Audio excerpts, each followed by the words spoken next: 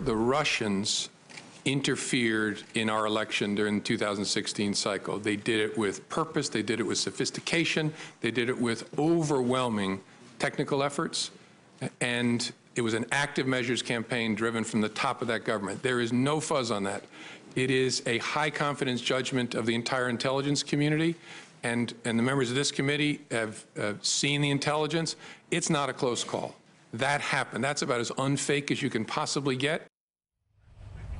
Joining us now, a member of the Select Committee on Intelligence, Democratic Senator Joe Manchin of West Virginia. Senator, good morning. It's good to see you. You were in the room yesterday for the hearing. I'm doing well, thank you.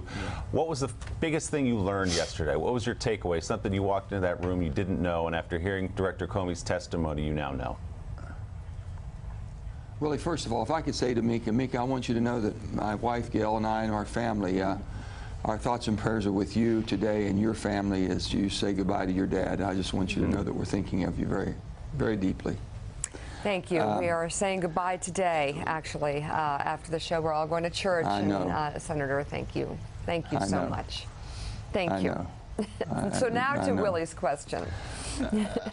Okay, Willie, let me just say, what we didn't talk enough about was the purpose we were there, about Russia's involvement, Russia's intent.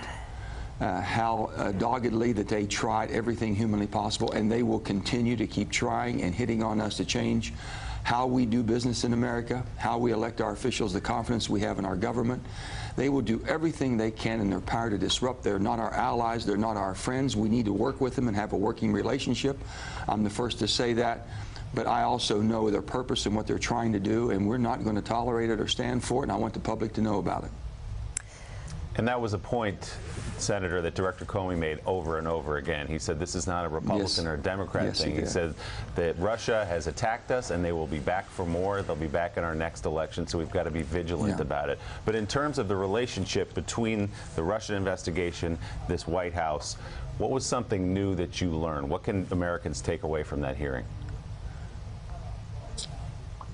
I think there's an awful lot of us on both sides of the aisle who are very uncomfortable with this relationship that they seem to have, that the White House, and you know, I think it goes all the way to the day that Comey was fired, to the day after the Russians were there, not allowing the press of the United States of America's press in, the free press of America, but let the controlled press of Russia in.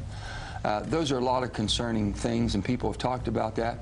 Let me say that, first of all, I thanked former Director Comey for coming openly, and he came twice. He came, as you saw, the open meeting we had, and then we had a classified closed meeting, and he stayed for that. And if you saw his answers on some, he says, I can't speak about that in this open hearing. We did go into a closed hearing. Also, he was put under oath when he first came in, and the reason that was done because he's a private citizen now. If he would have still been an elected official, out of courtesy, they don't do that to elected officials because they already have taken their oath. That's how that started, that meeting, and sometimes people wonder why it was done that way, so I wanted to clarify that. Senator, hearing that Jared Kushner is going to be meeting with the Intelligence Committee staff, do we have any idea when that's going to happen? Do we know if he's turned over any documents? Well, let me just say that everything that I know, that Jared's been very forthcoming and very willing to help and sit down. He's not been saying, I'm not coming, you're going to have to, so, you know, he's not been difficult at all. He and the people that work with him have been very cooperative, and we appreciate that very much.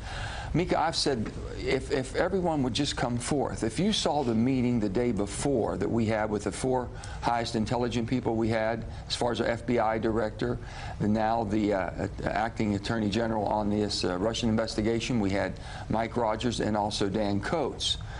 That was painful. It was painful for us to get any information from them, and they just said we're not going to speak about that.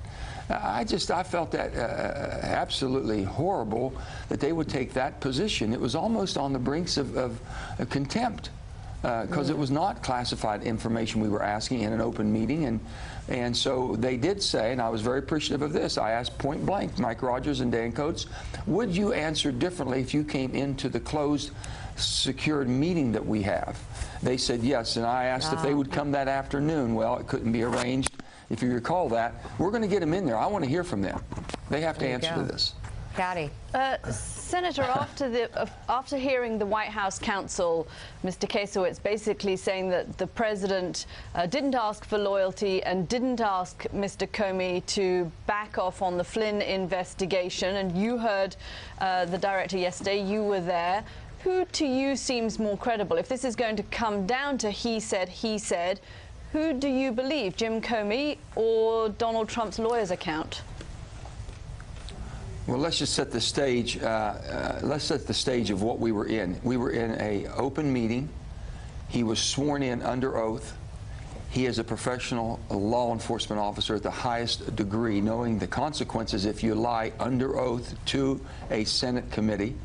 I would think that Mr. Comey is basically explaining to us and giving us his reminiscing of the events that happened in a most accurate way. There would be no reason for me to believe anything other than he was being as honest and straightforward as he possibly could.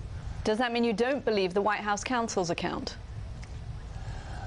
Everybody seems to have different opinions of this. We don't have the White House counsel under oath. They weren't there.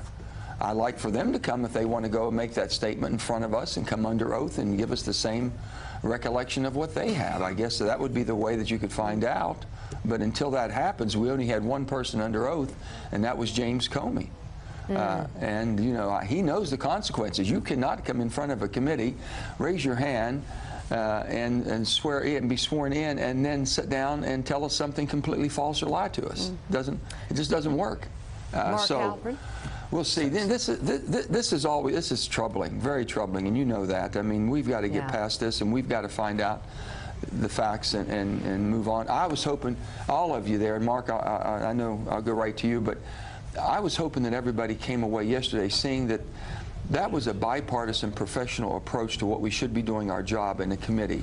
And I've always felt so strong and so good about being on that committee that both Richard Burr and Mark Warner have done a yeoman's job of holding it together in the most professional manner. Senator, what's your current theory of the case about what was going on with Michael Flynn, Russia, and Michael Flynn in Turkey? Well, Michael Flynn all of a sudden shut down. First of all, he wanted to tell us his story. You remember that? That came out at first. I want to go and tell my story and tell you exactly what happened. And all of a sudden, he got lawyered up. And then we had to subpoena. And now we have to subpoena just to get his records, if you will. But based on what you now know, what's your theory about his relationship with them? With the Russians? And Turkey. Was that the question? Yeah. What's your view of the nature of his relationship with Russia and Turkey? Yeah. Well, it's one that we didn't know that it was in depth as it is. There was not. We did not know the financial ramifications of this and his financial well-being, if you will. That was not given up front. We're starting to find that and pulling that out as we see records coming out. It's all troubling, and especially putting it at the highest level that he was, and that they intended to keep him there. You know, that was not something that was comforting for any of us. And we're waiting to get Michael before us. I mean, I knew Mike Flynn when he was in his capacity at the Department of Defense. Always a good person to work with, had no problem whatsoever. I can't tell you what happened. This is not the Michael Flynn I knew before, from what I'm hearing and what I'm seeing, and also his for-hire type attitude. You know, it's one thing to want to go out and make a living for your family. It's another thing to do it and jeopardize the well-being of the United States of America.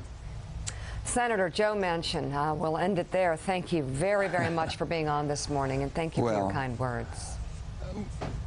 Well, thank you. Thank you all for what you're doing. It's been a tough day yesterday. A couple of days has been tough, but you know we're going to get through this. This country's resilient. It's stronger than that. We faced more challenges than this, and we'll come out of this. We will. And this committee that we have, the Senate Intelligence Committee, will get the facts, and the facts will lead us to the truth, and the truth will set you free. All right, Senator Joe Manchin, still to come. Thanks for checking out MSNBC on YouTube, and make sure you subscribe to stay up to date on the day's biggest stories. And you can click on any of the videos around us to watch more from Morning Joe and MSNBC. Thanks so much for watching.